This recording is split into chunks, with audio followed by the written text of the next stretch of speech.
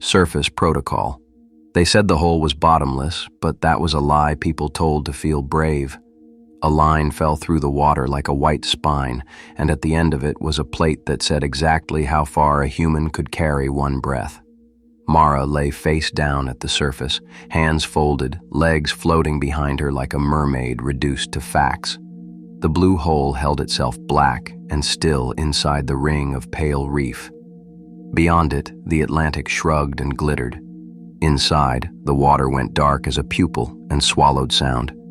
30 seconds, the judge called.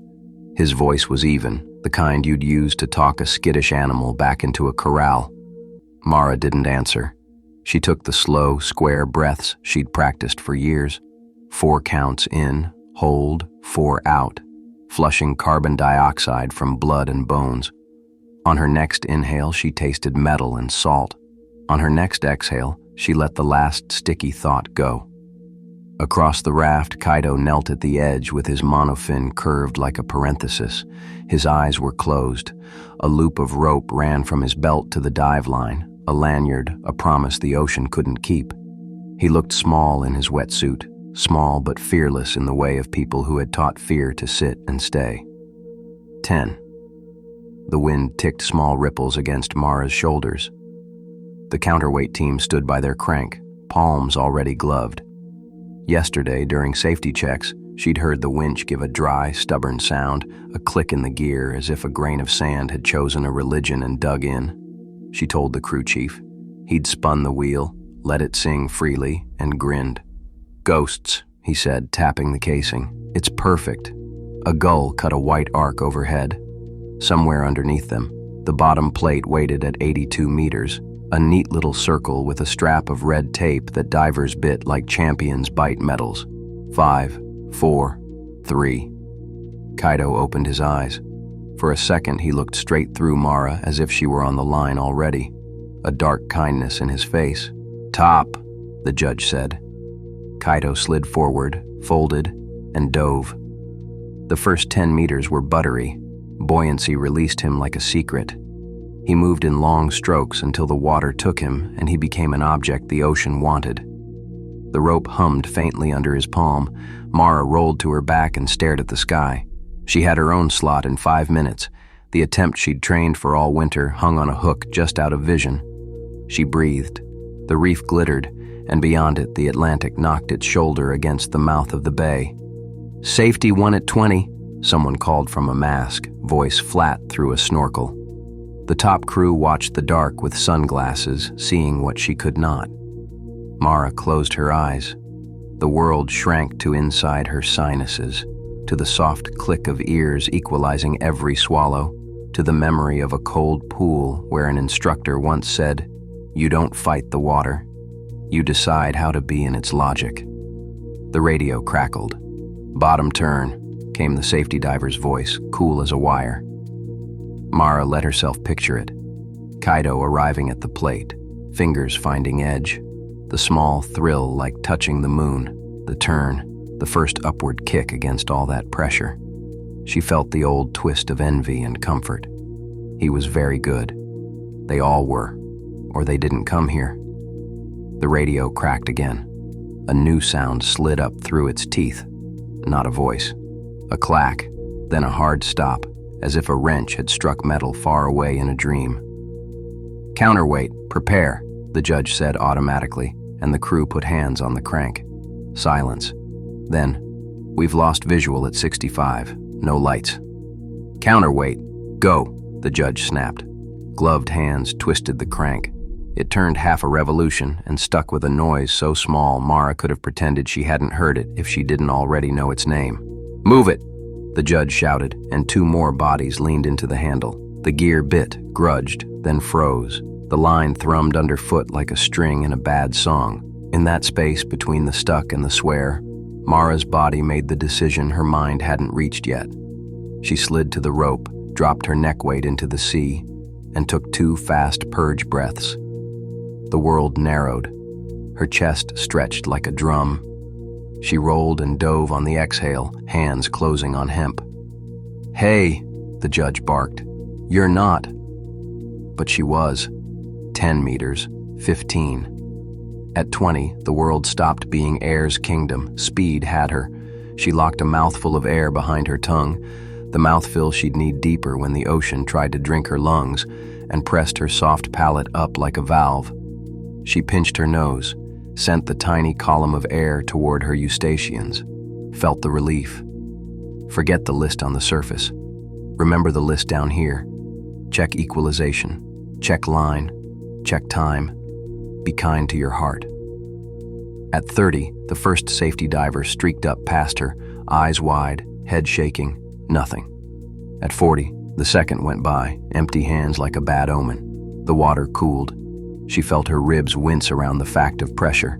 At 50, she was past her deepest warm-up. She had no business going farther without a rope and a plan, and here she was with both and neither. She glanced at her watch. The digits were useless in the dark. She could feel seconds better in her blood. She could feel them moving away. At 60, the light was the idea of light. The blue hole squeezed bright into a soft dusk, then into graphite. The only real thing was the taut line cutting down through it all. She closed on it, hooked her elbow, and let herself hitch a meter of it through her hands. Then another, an illegal pull that would get her disqualified in any world but the one where a man was dying under her. Something glinted below. Her eyes fought the pressure, found the bottom plate, a small circle stamped into depth.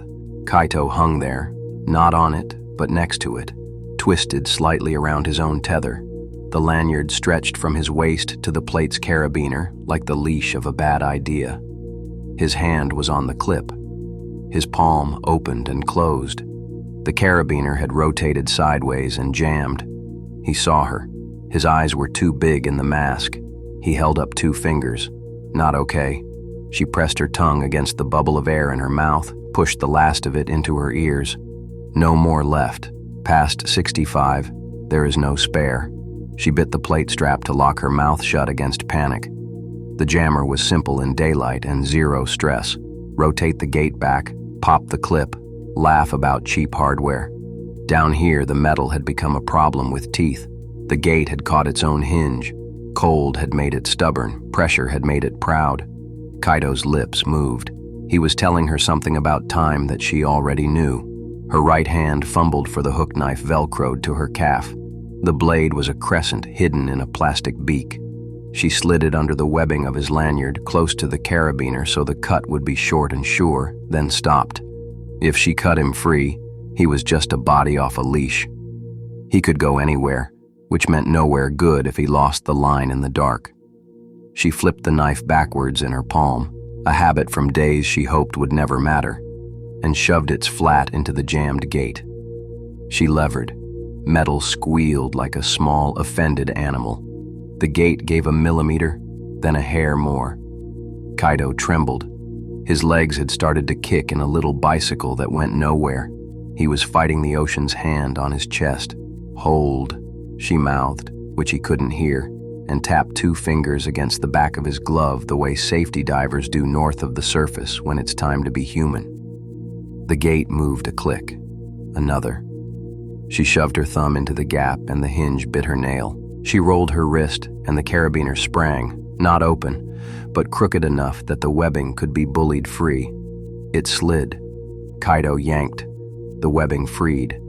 He slammed into her. She lost the plate strap from between her teeth and saw the white circle fall away like a coin in a magician's hand. The ascent began, as all ascents do, with an argument. Every molecule of her wanted to be down, because down had become the definition of now. She turned, found the line, and dragged Kaito's hand onto it. Here. He closed, too slow, then right. She kicked, and the ocean tried to make the first meter cost her everything. At 70, her chest began to ache in the way that means we are counting now. At 65, there was the first bright pinprick at the edges of vision. At 60, she got a little air back, lungs opening the smallest flower, and she took it and lied to herself about what it meant. Kaito's kicks were mush. He had long outstayed the bluff. She pulled his wrist up the line hand over hand, then kicked in the space where legs become engines. At 55, she felt herself slip out of an idea of control and into something harder.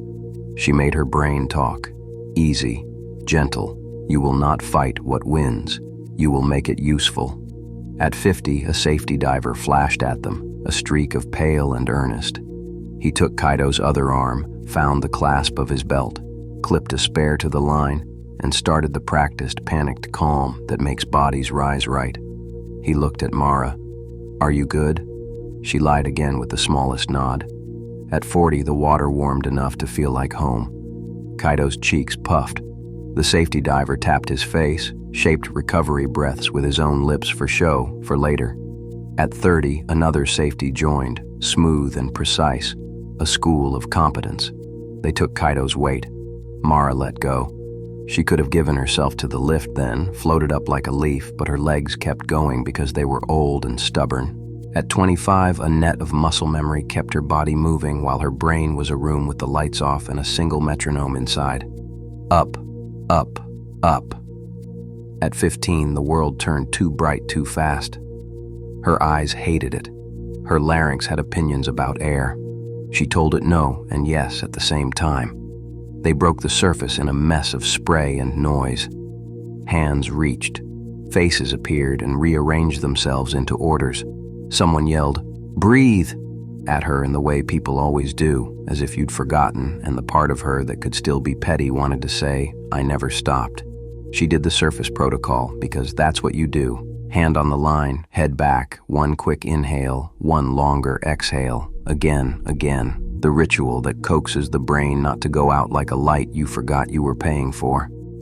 Kaito coughed once, and then breathed like a man waking. The safety diver kept a hand under his jaw, letting his head float just above the blue hole's mouth. "With me," the diver said, soft as a lullaby. "Hook breaths, Kaito. Now. Good." The counterweight crew stood red-faced by the silent crank. The crew chief stared at the gear housing like it had insulted his mother. He met Mara's eyes, and something in his shoulders dropped. "I'm sorry," he said, and it wasn't about the gear anymore. The judge knelt by Mara, small notebook forgotten on his knee. "You're done for the day," he said, which was fair and also unthinkable for a second, because a life had just adjusted what day meant. "I know," Mara said. Her voice came out ragged and cheerful, like gravel that had learned to laugh. She looked over at Kaito. He had a towel over his shoulders and confusion in his smile. His hand found the line and held it like holding would anchor him to a world where rules were there to catch you when machines didn't. On the platform, a gull landed and screamed as if to reset everything. They ran the counterweight without load. The crank spun like a charm. Ghosts. Later, when oranges and soups appeared like offerings, when cameras had eaten their portion and left, when the sun burned a white road across the reef, Kaito shuffled over with damp hair and thanks he couldn't fit into the language he had. He tried anyway. "You didn't have to," he said. Mara squeezed water from the ends of her hair and looked down into the dark. The line cut clean through it, patient and true. "Sure I did," she said. "We all hold the same rope." He nodded like that had been the lesson all along. He reached into his towel and brought his hand out in a little V, 2 fingers, the sign you give in the black when you can't say you're not okay. She touched her 2 fingers to his glove and held them there until they both laughed. By sunset, the reef wore gold, and the hole drank it and remained itself. The crank had been torn apart and put back together under a litter of tools. The crew chief bolted on a new gear and checked it 3 times and a 4th because he wouldn't ever again say ghosts and leave it at that. Mara sat with her feet in the warm water, feeling the hum of a day that had skipped from one story to another. Her own attempt had evaporated like breath on glass. Tomorrow was an invention. Tonight, she watched a flying fish stitch a silver line through air and back into sea as if it knew both were the same kind of endless. Someone set the bottom plate at 60 for the novices coming at dawn. Somebody coiled the rope. Someone else hung Kaito's lanyard up to dry and cut the frayed end clean, so that when he clipped in again, it would look brand new, and only he would know how close it had come to being a small memorial instead of a tool. The hole didn't care. That was part of the deal. You learned to love what didn't love you back, and you learned to be exact. Your body became an argument, and then a promise. Your breath became a key you could only use once, and you learned, one long day at a time, how to make it open the right door.